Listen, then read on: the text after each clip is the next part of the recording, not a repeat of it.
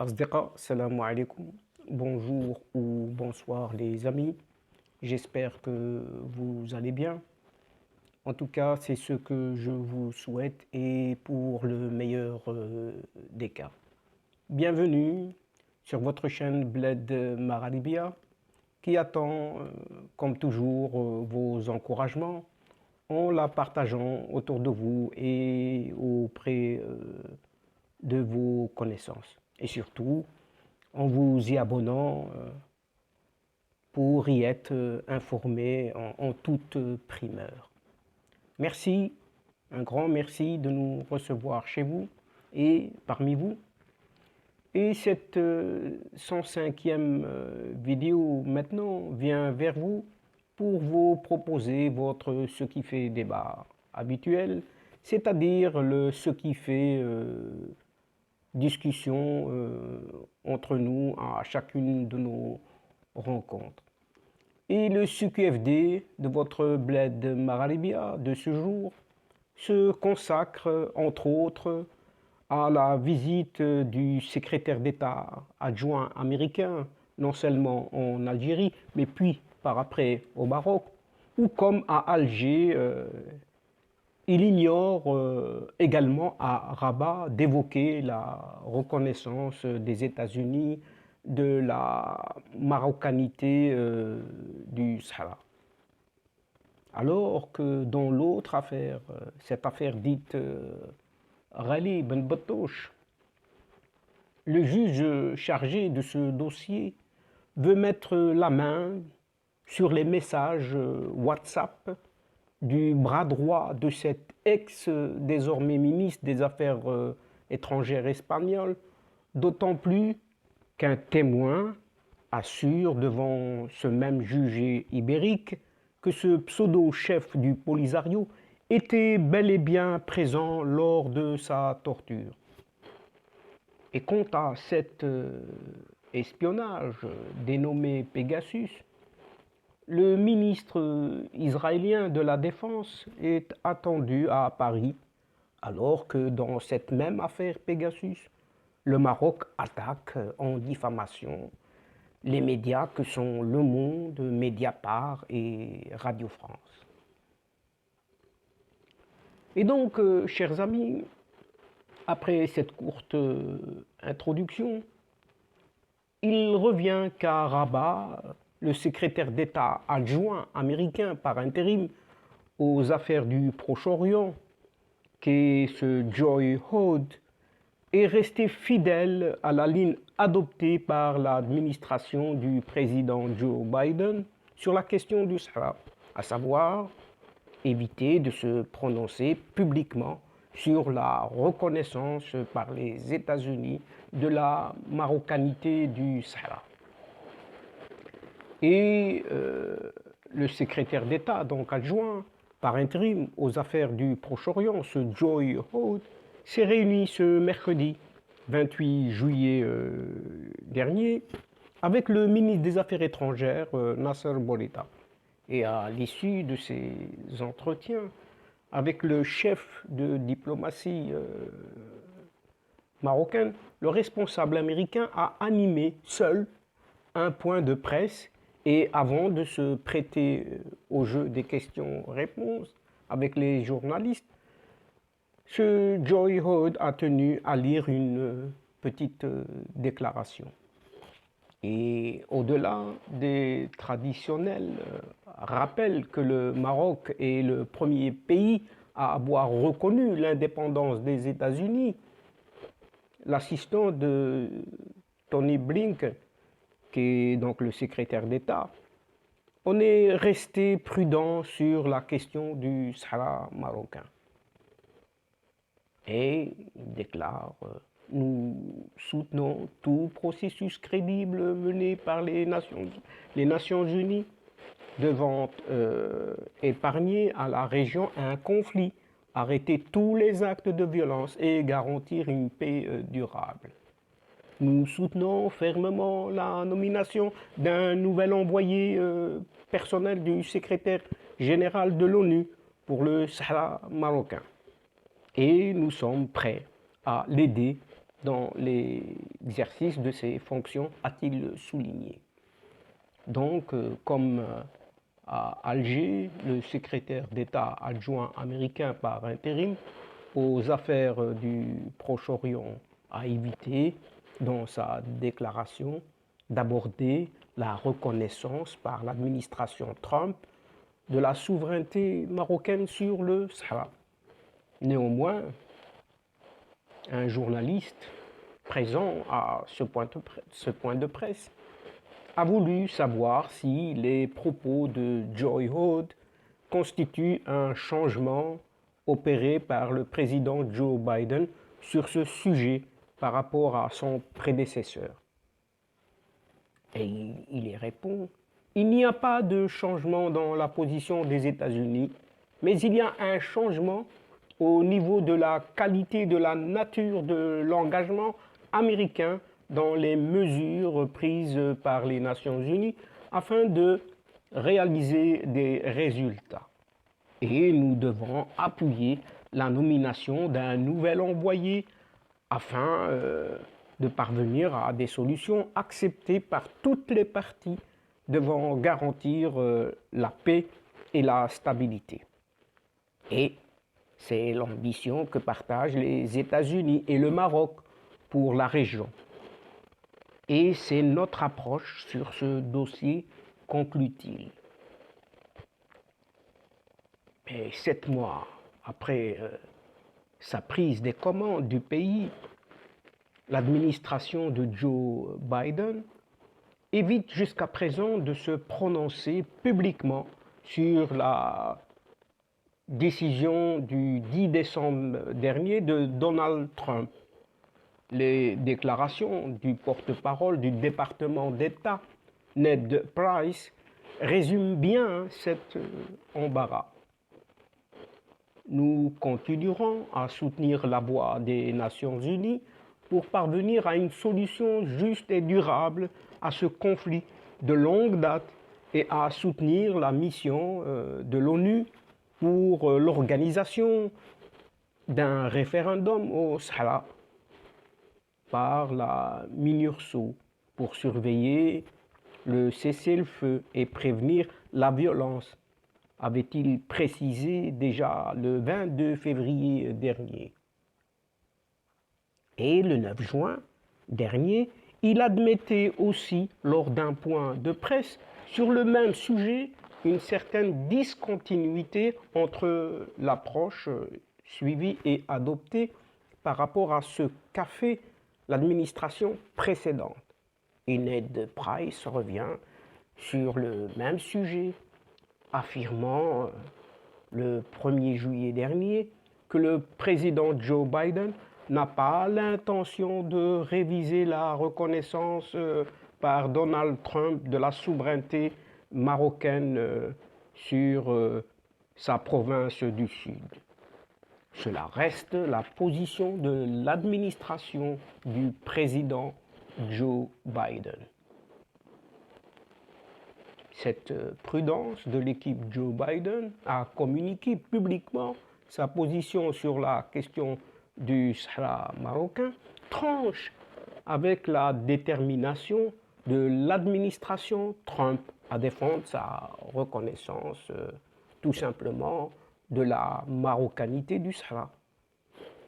Durant des décennies, les administrations américaines n'ont pas réussi à résoudre le conflit entre le Maroc et ce Sahara, car elles ne voulaient pas prendre de risques jusqu'ici. Nous l'avons fait dans l'intérêt de la paix, avait affirmé en janvier dernier l'ancien chef de la diplomatie, Mike Pompeo. Et d'un autre côté, dans cette affaire dite Rallye Ben Batouche, le juge chargé du dossier veut mettre la main sur les messages WhatsApp du bras droit de cette désormais ancienne chef de la diplomatie espagnole qui était Arantxa González Laya. Même après son départ du ministère des Affaires étrangères, cet Arantxa González Laya est toujours dans la ligne de mire de la justice espagnole. En effet, le juge d'instruction au tribunal numéro 7 à Saragosse, ce Rafael Lasala, a enjoint au ministère de l'Intérieur que dirige Fernando Grande Marlaska de lui donner tous les messages WhatsApp que le directeur de cabinet de l'ancien chef de la diplomatie d'Espagne aurait échangé avec l'état-major de l'armée de l'air. Des messages dans lesquels il aurait ordonné que ce chef du Polisario soit dispensé du traditionnel contrôle aux frontières à la base militaire de Saragosse, révèle ce mercredi le média Voz Populi. Et cette diligence intervient après les révélations du chef de l'armée de l'air, un certain Javier Fernández Sánchez, sur l'existence de messages échangés sur l'application WhatsApp avec un autre, Camillo Villarino, alors bras droit de l'ancienne ministre des Affaires étrangères. La publication rappelle que ce Camillo Villarino a, dans sa réponse au juge d'instruction Rafael Lasala, reconnu qu'il avait contacté le chef d'état-major de l'armée de l'air le 18 avril dernier pour lui demander de dispenser ce Brahim Ghali alias Bambatoche des formalités douanières. Mais ce Bambatoche était aussi, rappelons-le, accompagné par d'autres complices passant cette frontière dans les mêmes conditions. Et restons toujours dans cette Espagne où un témoin assure devant ce même juge Santiago Pedras que ce Rally en personne, appelé désormais Bambatoche, était présent lors de sa torture.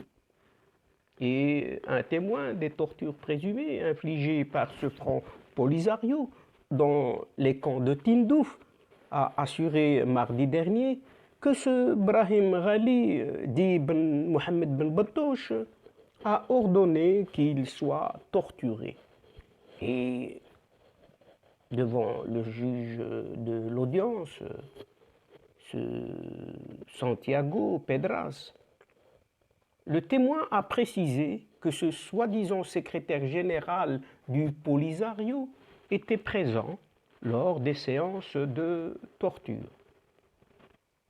Et selon des sources judiciaires citées par la Raison, Ahmed Tarouzi, un militant qui dit avoir été kidnappé et torturé par le Polisario pendant 11 ans, aurait expliqué au magistrat dans sa déclaration que l'une des méthodes consistait à arracher purement et simplement les dents et les molaires des prisonniers.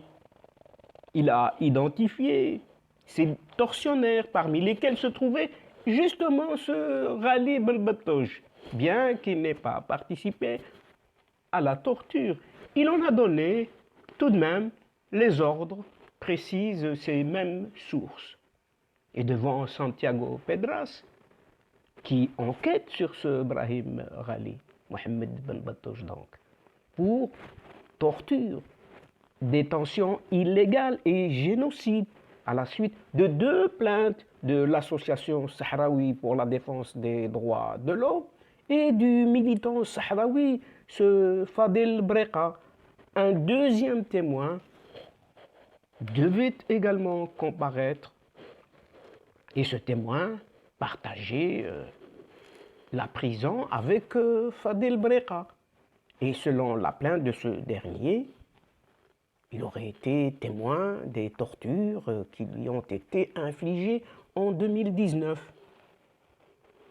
Sa déclaration a toutefois été reporté en raison de problèmes de visa. Et enfin, et en juin dernier donc, Fadel Breka et deux témoins ont pointé du doigt ce chef du Polisario pour des faits de torture dans les camps de Tindouf durant les périodes de l'année 2019. Et le premier a expliqué au juge ne pas avoir le moindre doute qu'il a été torturé sur ordre de ce Brahim Ghali. Et étant donné la structure du Front Polisario, il était absolument impossible qu'il se passe quelque chose à l'intérieur des camps qu'il n'approuvait pas, explique-t-on.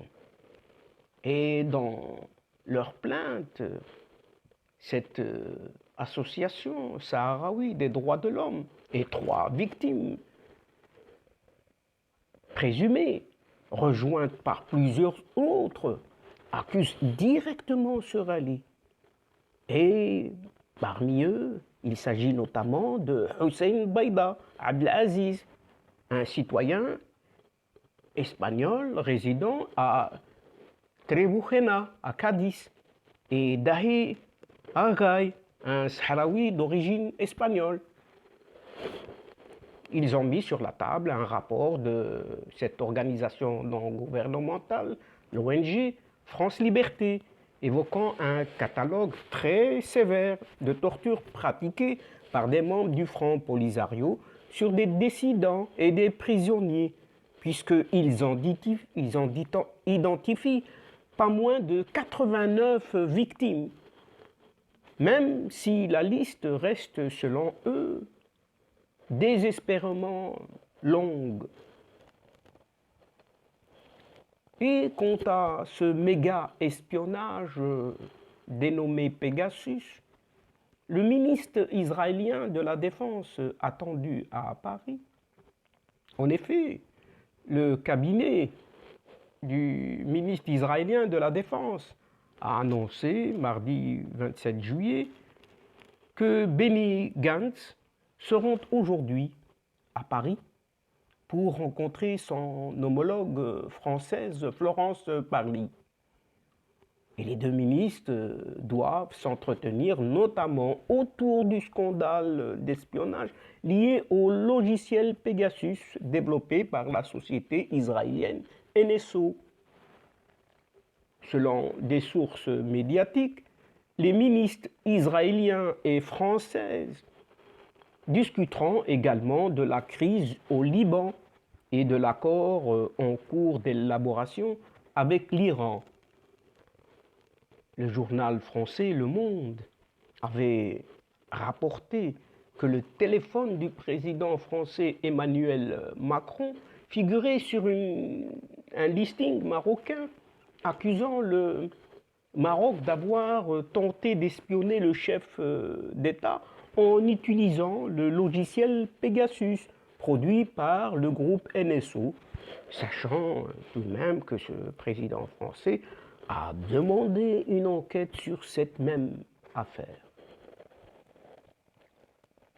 La ministre française de la Défense profitera donc de cette réunion prévue de longue date pour voir dans quelle mesure le gouvernement israélien connaît les activités des clients de NSO et quelles mesures ont été et seront prises à l'avenir dans le but d'éviter l'exploitation de ces outils, indique le bureau de Florence Parly, en précisant que la rencontre se tiendra dans l'après-midi à l'hôtel Brienne, dans le 7e arrondissement à Paris. Pegasus est donc au centre d'un scandale d'espionnage mondial soupçonné d'impliquer des journalistes, des défenseurs des droits humains et 14 chefs d'État, excusez du peu. On rappelle ici le ministère israélien de la Défense supervise les exportations commerciales de logiciels espions et de technologies de surveillance électronique telles que Pegasus Et Israël a mis en place une équipe ministérielle pour évaluer toute utilisation abusive de ce programme. Donc le groupe NSO a pour sa part rejeté les révélations de Forbidden Stories et Amnesty International, affirmant que l'enquête était pleine de fausses hypothèses et de théories non prouvées. Pour le groupe, son programme est destiné à être utilisé par les services de renseignement de l'État et les forces de l'ordre pour lutter contre le terrorisme et la criminalité.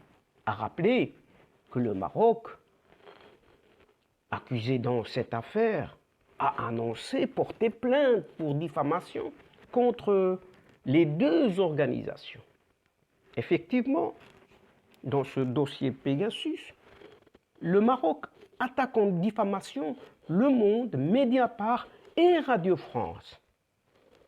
Et l'avocat représentant le royaume marocain à Paris, maître Olivier Baratelli, a déposé 4 nouvelles citations directes en diffamation, ce que relate France 24 en réponse aux révélations sur l'affaire Pegasus, d'utilisation d'un logiciel espion par le royaume du Maroc.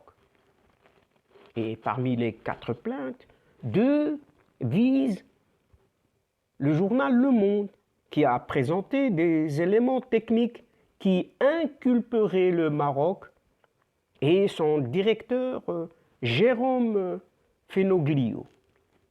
Une autre plainte donc vise Edoui Plenel et son site d'information Mediapart.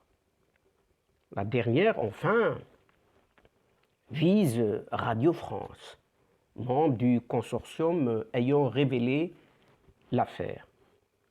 Si la première audience procédurale est prévue seulement le 15 octobre prochain, l'affaire ne devrait être réglée dans seulement 2 ans à la chambre spécialisée en droit de la presse. Puisqu'en jurisprudence de 2019 avait posé le principe selon lequel un État ne pouvait pas envisager ou engager de poursuivre en diffamation publique, n'étant pas un particulier au sens de la loi sur la liberté de la presse. Et face justement à cette jurisprudence qui concernait déjà le Maroc, l'avocat défend son action en affirmant que la plainte se fait pour le compte de ses administrations et de ses services.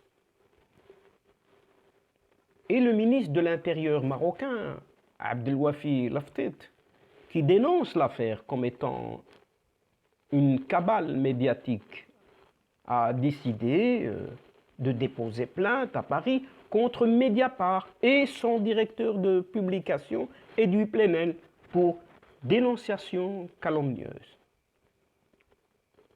Représenté par maître Rodolphe Bosselu, le ministre conteste les allégations insidieuses et les calomnies colportées depuis plusieurs jours par ces médias qui portent des accusations graves contre des institutions qu'il représente sans avancer la moindre preuve concrète. On ferme les guillemets.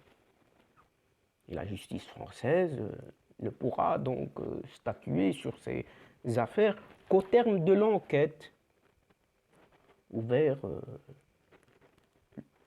le 20 juillet dernier par le parquet de Paris pour déterminer les réalités de cette affaire d'espionnage, accusant le Maroc de surveiller de nombreux journalistes et hommes politiques français.